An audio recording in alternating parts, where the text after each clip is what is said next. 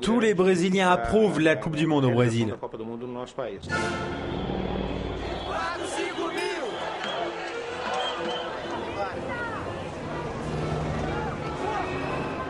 La population soutient la Coupe du Monde. Tout le monde veut la Coupe du Monde au Brésil. Le gouvernement l'a toujours nié, mais les Brésiliens dénoncent l'argent dépensé pour accueillir le mondial. Alors que débutait la Coupe des Confédérations, des milliers de personnes ont manifesté. Beaucoup de Brésiliens ne comprennent pas comment un pays peut dépenser 11 milliards d'euros pour la Coupe du Monde, mais ne pas avoir d'argent pour améliorer les services publics. Je ne veux pas de corruption dans mon pays. Je travaille pour le ministère public et je défends mon travail. Je veux que le Premier ministre continue à enquêter sur la corruption. Euronews est allé à la rencontre des habitants de la favela de Rocinha, la plus grande favela du Brésil. Les principaux problèmes sont la corruption et l'absence de droits des citoyens. Quand il pleut, les gens perdent leur maison. Et eux, ils ne pensent qu'à la Coupe du Monde. La santé publique et les écoles sont mauvaises. Le Brésil n'est pas encore prêt pour la Coupe. Il a encore besoin de beaucoup de choses.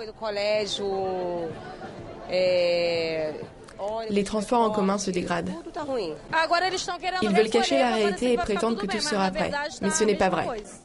Beaucoup critiquent le Brésil, explique l'attaquant Hulk. Nous avons la violence, la criminalité et d'autres problèmes, mais voyons le côté positif. Si le Brésil n'avait pas tout cela, ce serait un pays parfait. Je crois que si tout le monde continue à se focaliser sur son travail, nous n'aurons pas de problème lors de la Coupe du Monde, affirme Neymar, la star de l'équipe. Après la Coupe du Monde, les 12 nouveaux stades, construits avec de l'argent public, seront administrés par des clubs ou des entreprises privées, alors que de nombreux travaux d'infrastructure, payés également avec l'argent public, ne seront pas terminés. Euronews est allé écouter l'opinion d'un ancien champion du monde en 1994, aujourd'hui député fédéral du Brésil, Romário. La santé publique et l'éducation sont encore très loin d'atteindre le niveau de l'économie du pays. Quand le gouvernement a annoncé l'organisation de la Coupe du Monde en 2007, il a dit clairement que 90% des dépenses proviendraient des entreprises privées contre seulement 10% du public. Malheureusement, aujourd'hui, nous constatons que 100% du budget est de l'argent public. Depuis le premier jour, la FIFA donne clairement des ordres au Brésil. Les Brésiliens n'aiment pas le ton, mais le gouvernement suit ses directives. Le Brésil a exempté la FIFA de payer 194 millions d'euros de taxes. La FIFA peut importer, commercialiser des produits, embaucher des personnes pendant 5 ans sans payer de taxes, ce qui a permis, par exemple, de financer le nouveau stade de Fortaleza.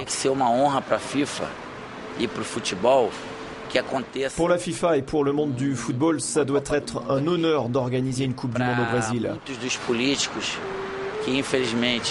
Malheureusement, beaucoup de politiciens brésiliens déifient la FIFA parce qu'ils pensent qu'elle lui fait une faveur.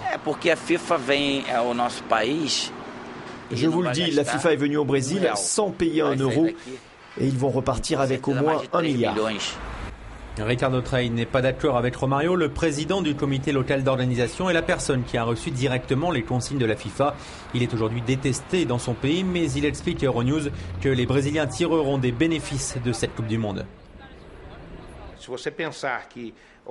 Pensez que le Brésil aurait pu attendre 20 ans de plus ces travaux d'infrastructure et vous comprendrez l'avancée faite par le gouvernement grâce à l'organisation de cette Coupe du Monde. Les gens tireront bientôt des bénéfices de cet événement. Ils vont sentir une amélioration dans leur vie. Et la Coupe du Monde est aussi importante pour l'image du pays à l'étranger. Aujourd'hui, le Brésil accueille moins de touristes par an que Paris, qui est une ville. Si nous prouvons nos compétences dans les aéroports, les transports publics, les hôtels, les restaurants, je suis sûr que les gens reviendront au Brésil avec leur famille. Prenons l'exemple de l'Afrique du Sud. De nos jours, beaucoup de gens pensent visiter ce pays alors qu'on ne pouvait peut-être pas l'imaginer auparavant. Ce tourisme de masse va secouer et améliorer notre économie. Les gens vont comprendre que la Coupe du Monde apportera l'emploi, les structures et les ressources pour le pays.